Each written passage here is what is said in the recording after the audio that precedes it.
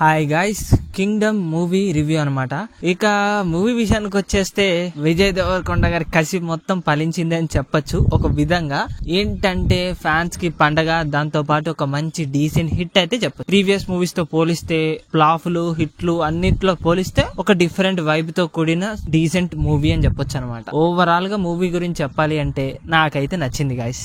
నాకు కొద్దిగా డిసప్పాయింట్నెస్ ఫీల్ ఎక్కడ వచ్చింది అంటే సెకండ్ హాఫ్ దగ్గర నేను డిసప్పాయింట్నెస్ అనేది క్రియేట్ అయ్యాను అనమాట. ఎందుకంటే మనం అనుకున్నది కొద్దిగా ఉంటే బాగుండు అని అనిపించిందిలే గానీ అదర్వైజ్ ఓవరాల్ గా మూవీ మొత్తం కూడా ఓకేగా అన్నట్టు కాకుండా మంచి డీసెంట్ టైప్ లో అయితే వెళ్ళిపోయింది. అండ్ దాంతో పాటు సెకండ్ హాఫ్ అనేది చాలా సింపుల్ గా అయిపోయినట్టు అనిపించింది అనమాట. చాలా చూస్తుండడానికి సింపుల్, చాలా టైం స్పీడ్ గడిచిపోయినట్టు అనిపించింది. అది ఓవరాల్ గా అయితే ఇక మూవీ బాగుంది గైస్. ఇక మూవీ ప్లాట్ విషయం తెలిసిందే అనమాట. ఆల్రెడీ నేను ట్రైలర్ రివ్యూలో కూడా చెప్పాను. మన హీరో వచ్చేసి ఒక ఆర్డినరీ కానిస్టేబుల్. సో చిన్నప్పుడే తన బ్రదర్ ని కోల్పోయి ఒక స్పై గా మారి ఒక ఐలాండ్ కి అయితే వెళ్తారనమాట.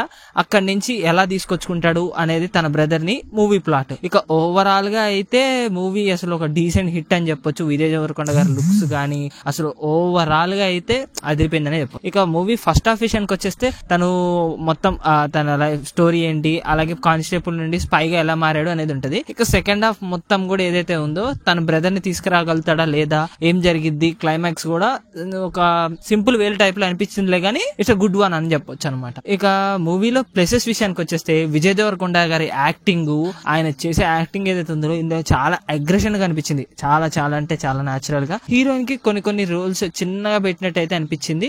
ఇంకొన్ని సీన్స్ పెడితే బాగుండు అన్న ఫీల్ వచ్చింది అనమాట. ఇక మూవీలో ప్లేసెస్ విషయానికి వస్తే విజయ్ దేవరకొండ గారి యాక్టింగ్ అండ్ ఫస్ట్ హాఫ్ చాలా అంటే చాలా న్యాచురల్ గా ఒక మంచి ప్రెజెంటేషన్ లాగా అయితే అనిపించింది అనమాట. సో మూవీకి ప్లస్ అంటూ ఉంది అంటే ఫస్ట్ హాఫ్ అనమాట.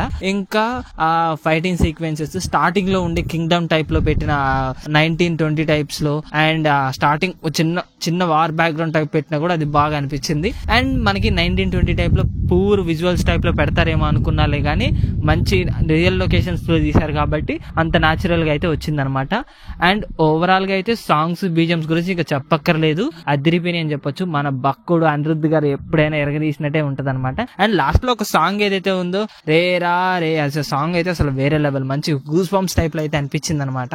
ఇక మైనస్ల విషయానికి వచ్చేస్తే నాకు కొద్దిగా దెబ్బతిరింది ఎక్కడ అంటే సెకండ్ హాఫ్ కొద్దిగా దెబ్బతిన్నట్టు అనిపించింది. అదర్వైజ్ మూవీ మొత్తం కూడా ఒక డీసెంట్ హిట్ అని చెప్పొచ్చు. ఇంకా మనకి ట్విస్ట్ ఏదైనా ఉంది అంటే పార్ట్ 2 కూడా ఉందన్నమాట. So wait and for the part. నాకైతే నేను దీనికి రేటింగ్ వచ్చేసి 5 అయితే 3.5 అయితే ఇస్తున్నాను గైస్.